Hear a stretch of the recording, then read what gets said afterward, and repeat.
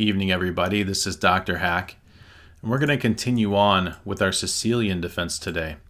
I'm going to give you a brand new technique on how to pull useful information out of your database to help you on your way to greatness, as one sorting hat put it.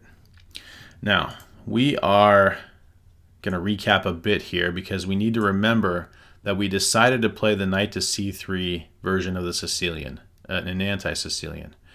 And we decided that when black plays one of these two center pawns forward, it doesn't matter which one, we're going to go into this Grand Prix style of attack with the pawn coming to f4.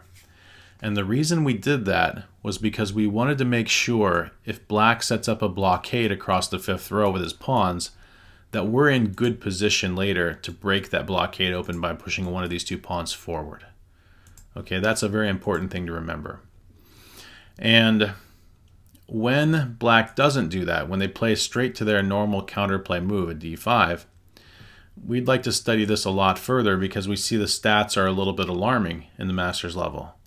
And now we need to figure out whether this is true or whether there's a path through this that we need to find. Okay, and this is the information that we're searching for today. Great. Now, I know from experience that this position can be reached now, or maybe they could play a6 first to stop your bishop from trading off and then play d5.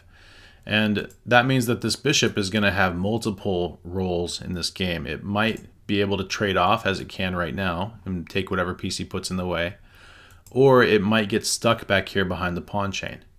So for this example, I'm going to leave it back here behind the pawn chain, and I'm going to play pawn to d3 and close it in back there so we can see what role it might have should it get stuck back here. Is it better than it would have been had we been able to take it up here and capture whatever we got wherever we could? Okay, I'm going to play one more move for black, and then we're going to search.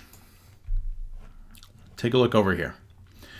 The first thing I want to look for when I'm going through a database and trying to find something useful is I want to look for a game where the player, my player, is lower rated and he has a good result against somebody who's higher rated.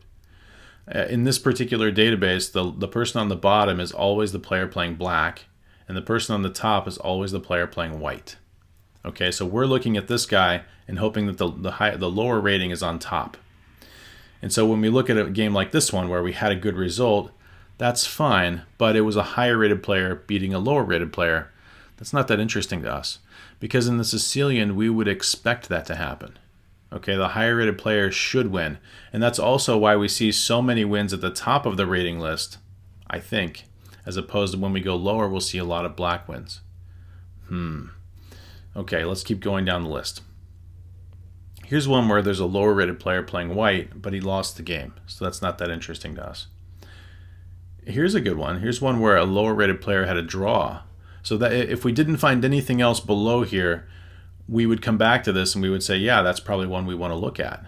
But it was played in 1982, which is pre-computer era, so if we can get something newer, we'd like that. But if we can't, this will be fine. Let's go down a little further.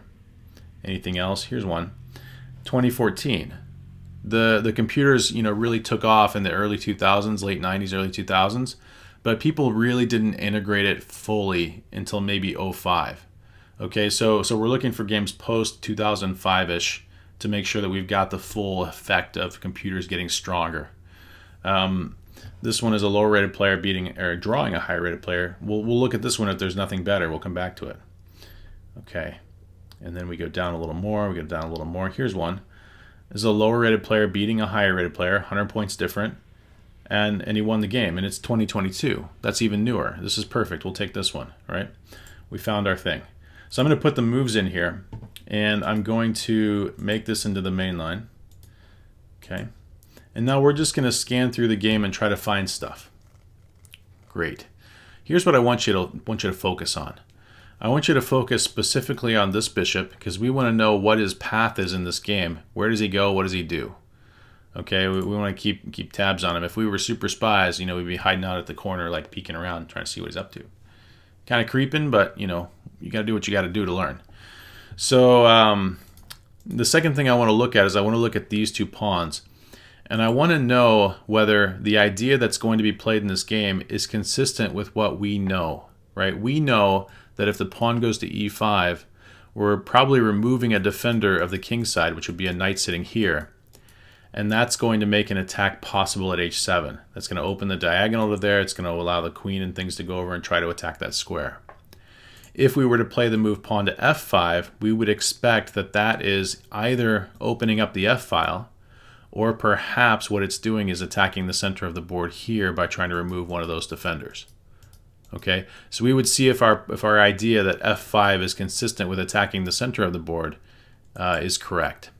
We just want to know. We want to verify what we know is true. Okay, so I'm going to play. I want you to look for those things and this thing, this whole game. We don't need to worry about anything else for this first time through. Okay, and we see there is the first thing that's important. He played e5. So now we would expect the white attack to go towards the king side. And so we're going to be watching for that now. Okay, the pawns are set up how we want them to be set up. Okay, and we see the bishop's path is now to g2, also an important thing. Now we know. Now I want you to keep an eye on this and see if it does anything else in this game, right? What's its job really going to be? Okay, so far not much happening on the king side. We see the pieces going into the center.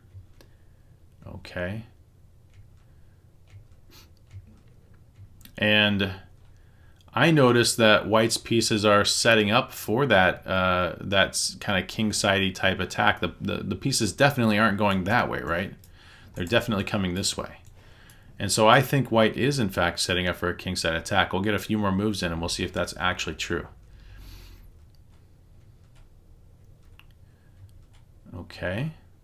So he's locked up the queen side. That's also indicating that he doesn't want to play over there, because he didn't let it open. And the bishop's now trade. And we see white has his first piece on the king side. There's one there.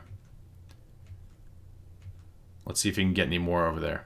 It looks like the knight is also headed that way, perhaps to one of these two.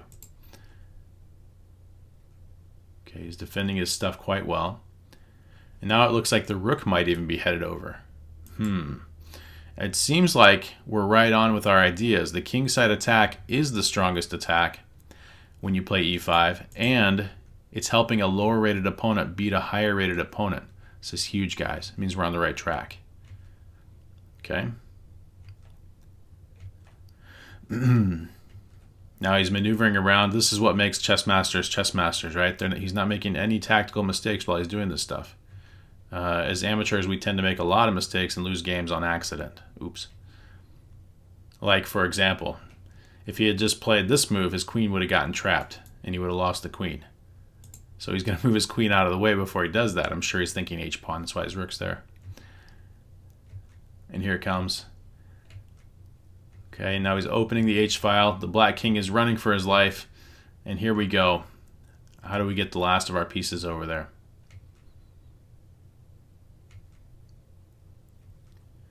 He's taking a lot of care, right? Not to accidentally hang stuff. It's pretty good. Now this is under attack, so black's king's got to come back. There we go. And now we see some big attacks here, right? You know, if you were solving this for tactics, you probably would have seen that coming, because this is the weak spot. Attacked once, defended once. Needed one more attacker, so he put the queen on it. Okay.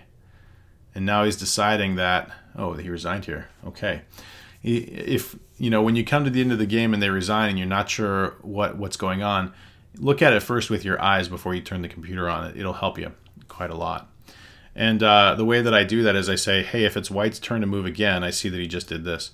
If it's white's turn to move again, what's he going to do? And the move that I want to test is I want to test this threat. If we put two pieces attacking there, can black defend it? And I would say that the rook goes here, and then he can defend it with the bishop. Okay, great, but except when he defends it with the bishop, now this one's not defended enough because the queen's, you know, influence was cut off. And so now we can take that one for free and say check. And maybe in a minute we're going to get the queen. It seems like, all right? Okay, so let's say we go here and he defends this knight someplace else, some way else. How about we defend it with the queen? Well, that's unfortunate because now we have a knight check. and that king is completely trapped, and he'll have to sacrifice his queen for it because the bishop was doing that job as well. So there is no way to defend this, in fact, and he's going to lose the game. And so he gave up here. Makes sense. So we've pulled out a game. Just to recap what we just did. We pulled out a game. We found the important things in it that we needed to know. What does our bishop actually do when it doesn't get outside the pawn chain? Is our attacking ideas, are they correct? And the answer to that is yes. That's how you do it, guys. That's how it's done. I hope this helps somebody. I really do. You guys have a good one. Take care now. Bye.